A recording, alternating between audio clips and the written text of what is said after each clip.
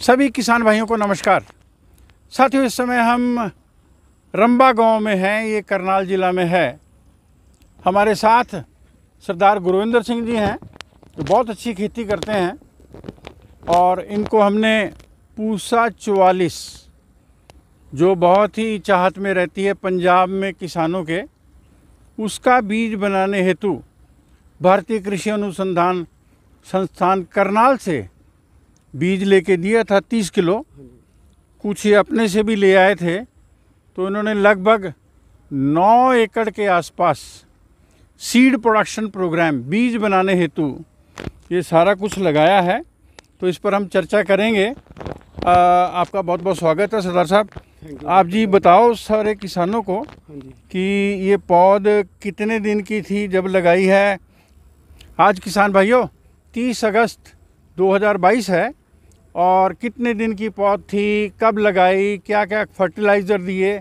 Telephone से हमारी इनकी चर्चा होती रहती है, हम इनको सलाह देते रहे हैं और बीच में हम 2 बार भी मॉनिटरिंग कर गए हैं इसकी, मगर क्योंकि अब इसकी बाली आनी शुरू हो गई थी तो मैंने कहा आज मैं इसको देख भी आता हूं, क्योंकि हम बीज को रखेंगे, किसान हमसे लेते भी हैं।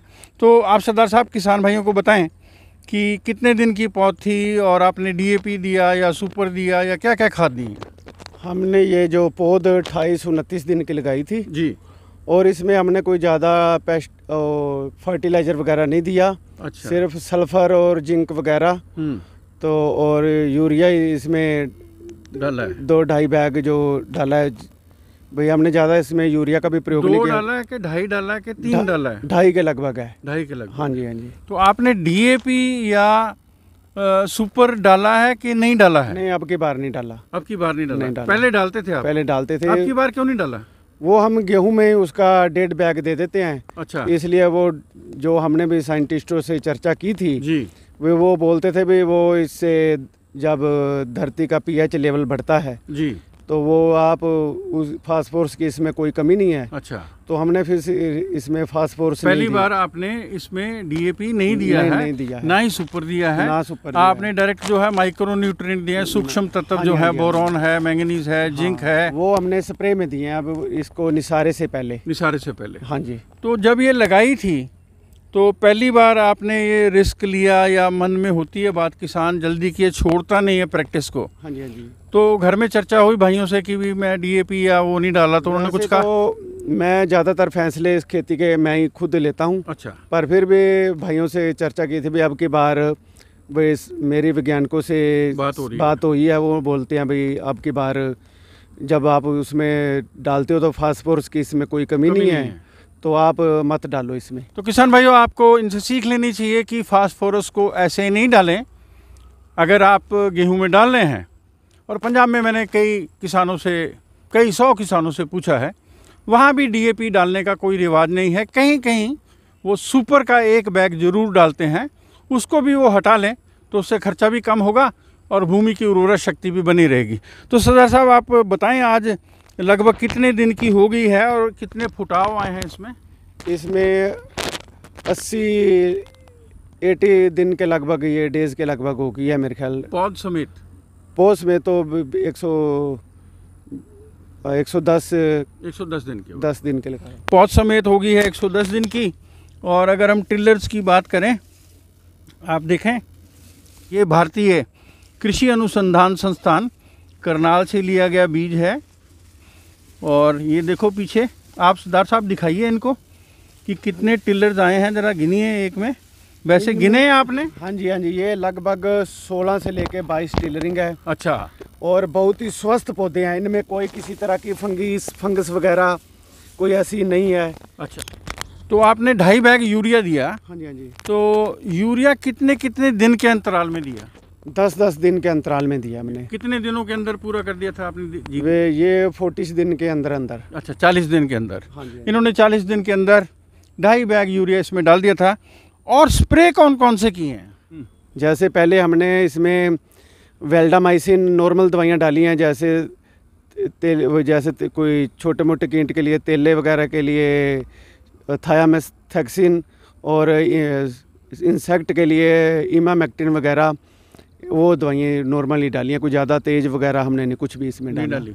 और दूसरे स्प्रे में हमने जो उसमें तेले के लिए हमने डाल दिया है चेस वाला साल्ट, और साथ में इंसेक्ट के लिए फिर हमने इमामेक्टिनी, और उसमें जो फंगस के लिए एजोक्सिस्ट्रोबिन प्लस टेबुकोनाजोल, ये दवाइयाँ दी हमने। हाँ जी। मैं आया था पीछे तो मेरी आपसे चर्चा हुई थी, बड़ा काफ़ी पंजाब में और हरियाणा में ये बात आई है उभर के पहली बार कि कुछ पौधे जो हैं वो बौने रह गए हैं, गिट्ठे से रह गए हैं, हाँ जी। और एक नई बीमारी आ गई है।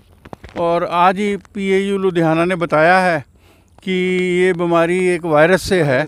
तो अपने यहाँ मेरे को तो क्रॉस जाते हुए कोई दिखा नहीं था, आपकी नज़र में आया है? देखो हमारे गांव में भी कई वैरायटियों में है, जैसे 131 आई है नई जी, 128 में भी है। अच्छा, और हमारे तो लगभग खेत इस बीमारी से बचे हुए हैं। अच्छा।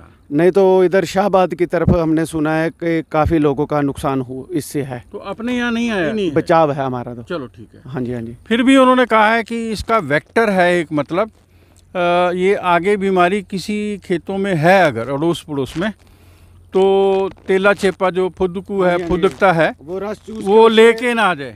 तो आपको ये संदेश मिल गया कि उसका स्प्रे करना है? बिल्कुल बिल्कुल। वो जैसे कोई तेला है, ब्लैक होपर वगैरह है, हाँ। वो अगर किसी बीमार पौधे का जो वायरस वाला है जी, उसका रस चूस के किसी स्वस्थ पौधे का रस चूसेगा जी, ये बीमारी उसको भी हो जाएगी जी, जी। तो हमने उसके लिए पहले जैसे तेले के लिए, ब्लैक होपर के लिए चेस वगैरह है, हाँ। या एक हम और करेंगे जो पैक्सालोन वगैरह है तेले के लिए, ब्लैक होपर के लिए, वो ऐसी दवाइयों का हम यूज़ करेंगे इसके बचाव के लिए। ठीक है। तो किसान भाइयों, आपने सुना, बहुत अच्छी खेती करते हैं और दवाइयों के नाम भी याद हैं, कई हद तक इनको सॉल्ट भी पता है। तो इन्होंने काफ़ी अच्छे ढंग से ये सीड प्रोडक्शन प्लॉट लगाया है दूर तक, और क्योंकि गाड़ी यहीं तक आ सकती थी तो इन्होंने बोला है कि ये खेत थोड़ा हल्का है, ऐसा आपने कहा है। हाँ जी। दूसरी तरफ बहुत भारी है। हाँ जी। तो भारी मैंने वहाँ पर प्रोडक्शन या टिलरिंग ज़्यादा हुई है। हाँ जी। तो हम चाहेंगे कि जो किसान भाई पूसा 44 लेना चाहते हैं, क्योंकि ये बिल्कुल बीमारी रहित है, इसमें कोई बकानी नहीं है, आती भी नहीं है, और इसमें ना ही कोई वो बौनेपन वाला शिकायत आई है। तो ये पौधे स्वस्थ हैं।